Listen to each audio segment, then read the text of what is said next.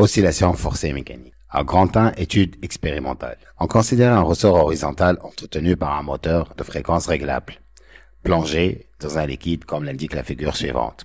L'excitateur, moteur, de fréquence réglable impose sa fréquence N au résonateur. On change la fréquence N de l'excitateur et on mesure l'amplitude des oscillations du résonateur. L'amplitude du résonateur passe par un maximum pour une fréquence particulière NR imposée par l'excitateur. Fréquence de résonance. Cette fréquence de résonance NR est proche de la fréquence propre N0 du résonateur, si l'amortissement est faible.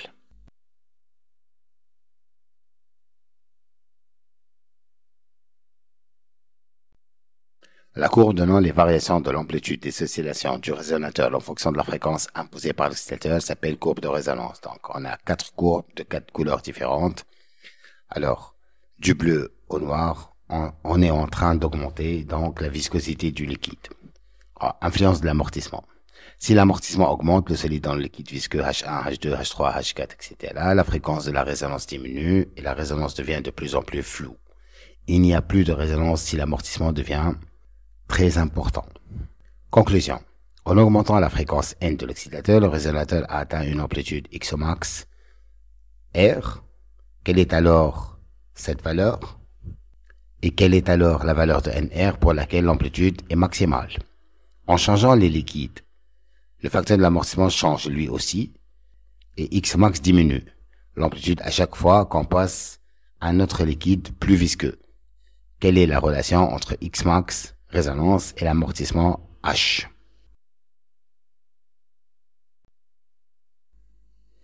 Alors, grand 2, étude théorique. Premièrement, équation différentielle. Donc, on a un système solide, bilan des forces. Donc, on a grand F, force excitatrice, petit f, frottement, T, tension du ressort, R, la réaction du plan, et P, la force du poids. Alors, LFD, donc somme des forces égale à MA, donc F plus petit f plus T plus R plus P égale à MA.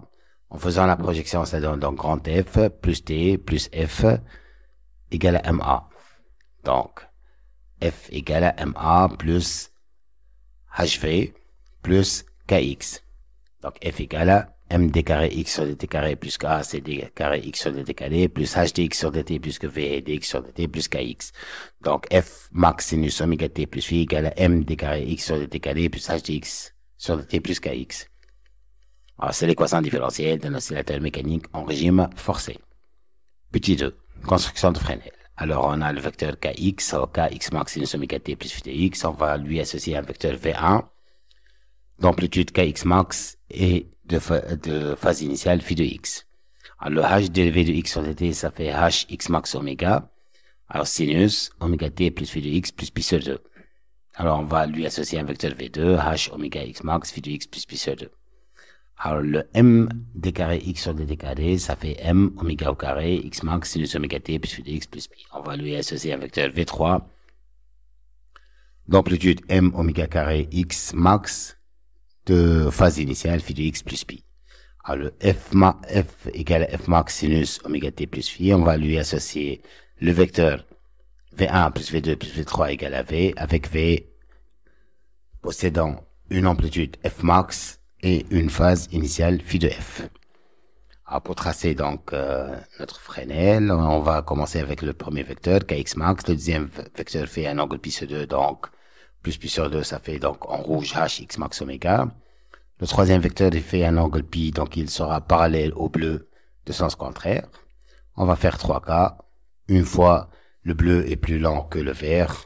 Deuxième cas, le vert est plus lent que le bleu. Troisième cas, alors le vert et le bleu sont égaux.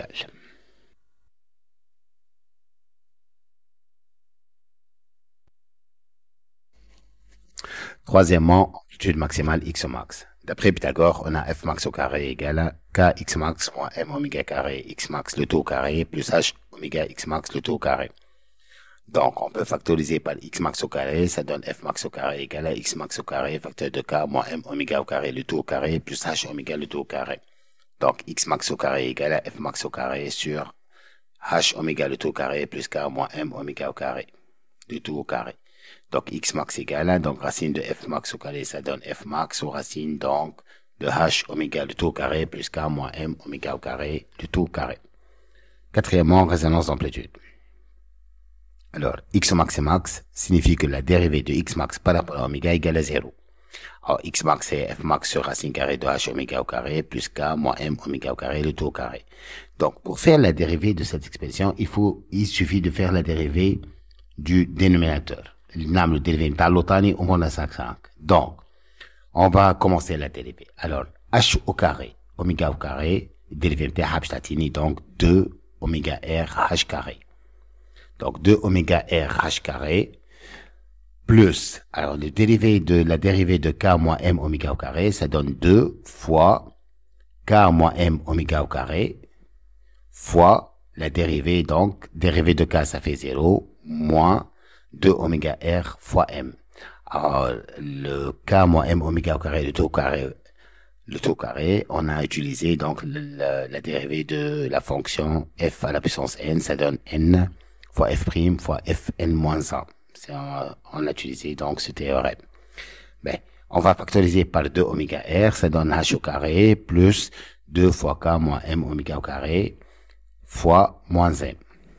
Alors, or oméga r différent de 0, donc ça fait h au carré moins 2km plus 2m carré oméga au carré égale à 0. Donc 2m carré oméga carré égale à 2km moins h au carré. Donc le oméga r au carré égale à 2km sur 2m carré moins h carré sur 2m carré. En simplifiant par 2m, ça donne donc k sur m moins h carré sur 2m carré. Or, k sur m est oméga 0 carré. Donc, l'expression devient égale oméga r au carré égale à oméga 0 carré moins h carré sur 2m carré. Cinquièmement, condition de la résonance d'amplitude. Alors, on a oméga r au carré, donc c'est positif. Donc, oméga r au carré égale à oméga 0 carré moins h carré sur 2m carré. Donc, puisque oméga r au carré positif, donc il faut que oméga 0 moins h carré sur 2m carré soit supérieur ou égal à 0. Donc, oméga 0 au carré devient égal ou supérieur à h au carré sur 2m carré.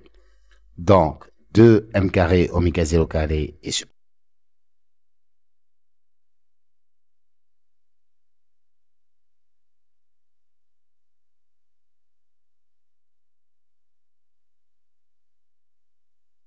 Cinquièmement, astuce. Voilà, f de t est toujours en avance de phase par rapport à x de t pour compenser la perte d'énergie due aux forces de frottement. À la résonance d'élongation, donc on a oméga égale à oméga r et x max et max. À la résonance de vitesse, on a oméga égale à oméga 0, phi de f moins phi de x égale à pi sur 2, phi de f moins phi de v égale à 0 au radian, v est max. À la résonance d'élongation se fait pour des valeurs de fréquence inférieures à celles de la résonance de vitesse.